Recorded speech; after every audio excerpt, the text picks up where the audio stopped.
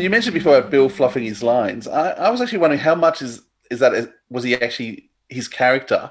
Because the massacre that you did, sadly we've lost those episodes. But listening to the audio, when he's playing the Bishop Ambrose, he doesn't get a line wrong. It is perfect word for word. It is hard dialogue. It is spectacular, which makes me think if you can put it off there, that it actually more of it was actually put on for his character than actually he was letting on.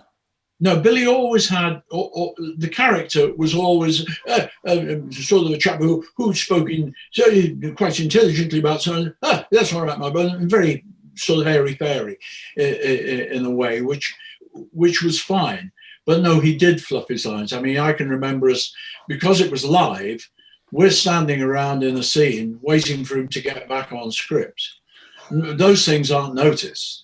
You don't see those, but it's the real fluffs. I mean, the magnificent one in The Myth Makers, which is there on the audio, which you'll have heard, where when they're about to worship him as a god, and he drew himself up to his full 5'7" and clutched his lapels and said, "No, I am not a dog, a god." I mean, things like that. And remember, Katrina, you must call me doctor. Oh, as you wish, Doctor. I am not a dog. I am not a god. Oh, my dear Vicky, I hope you'll be all right. And he couldn't say King Agamemnon. He couldn't get it. Now listen to me, King Agamemnon. It was, I mean, he was wonderful. We enjoyed that. All that was fun. He didn't. He wasn't happy when he got it wrong, because he was a supreme actor. He was a very good actor. He made 70 movies before he did Doctor Who. Not all of them were great. I've seen some. There's a movie channel we have over here called Talking Pictures TV. I don't know if you have it in Australia. You maybe don't. But they're all old British films from the 40s and 50s in black and white. And Billy's in lots of them. I saw one the other day called The Agitator, he had the lead. He was a leading man in. And of course, he had great success in things like Brighton Rock and This Sporting Life. This Sporting Life was the character that got him the part of Doctor Who.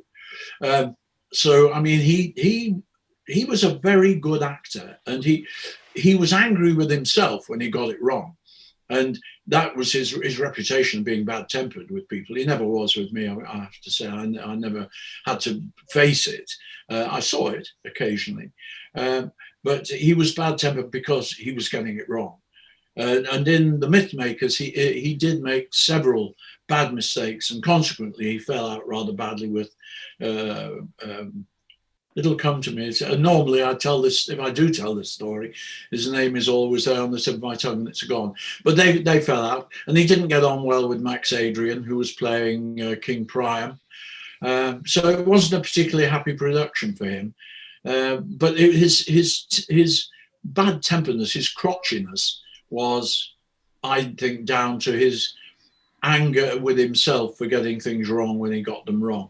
But he did have a good sense of humor, and he was very good company. I got on extremely well with Bill.